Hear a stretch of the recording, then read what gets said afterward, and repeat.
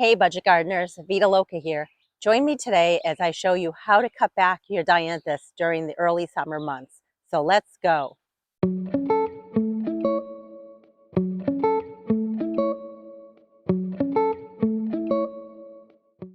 During the spring, I made a video showing you how I go about cutting my dianthus back after the winter months.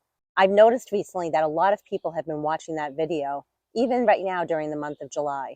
And I wanted to give an update video showing what to do with your dianthus now that it has had its first flush of blooms.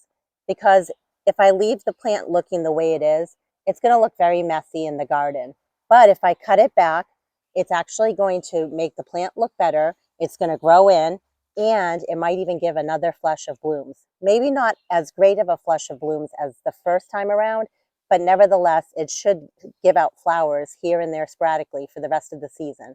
So I wanted to show you the process of what to do with your dianthus during the summer months. Before I show you what to do with your dianthus, I just wanted to show you how ratty the plants look right now. They were so beautiful earlier in the spring. Anyone that came over would say, wow, those are beautiful. What are those flowers? I'm pretty sure no one's going to be asking me right now what these flowers are. And with all the rain that we've had, the plants just do not look good and they really need to be trimmed back. So it's time to give these plants a haircut. When it comes to pruning your dianthus, there are two things you can do.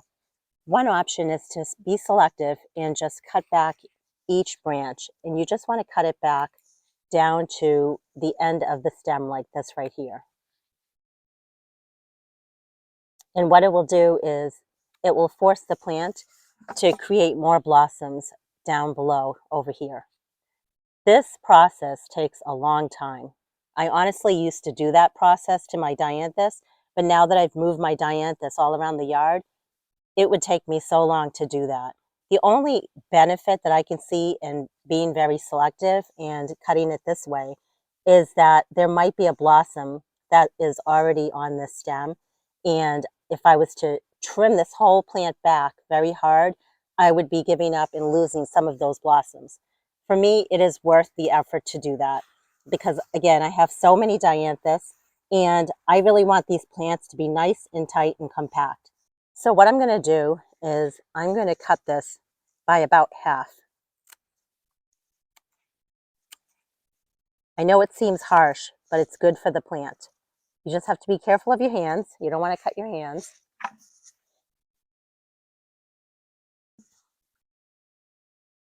So again, take a nice bunching like this and cut it by about half.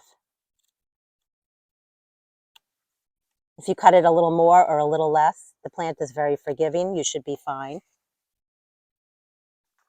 And what it does is it opens up the plant so that new growth can show up in the center part here, as well as on the ends. And it just makes the plant look tidier. So let's finish this and do this together.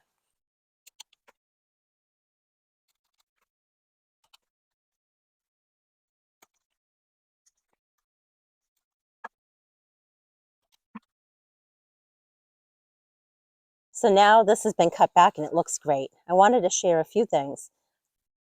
When I'm cutting this, I kind of compare it to giving it a haircut. After I cut it, I kind of fluff it around and I look for any stragglers. If there's anything long, a little too long, then I just cut it back. And also in the spring, we did a very similar technique. I would say that this is probably a little bit harsher, but the plant will recover and bounce back. Be sure to subscribe to my channel to follow updates on how this plant is looking and blooming during the latter part of the season. I'm going to continue cutting these back. I have all the white ones towards the front of this bed, and then these pinkish purple ones towards the back of the bed. When I'm done giving these all a haircut, I'll show you how everything looks after I'm done with this project.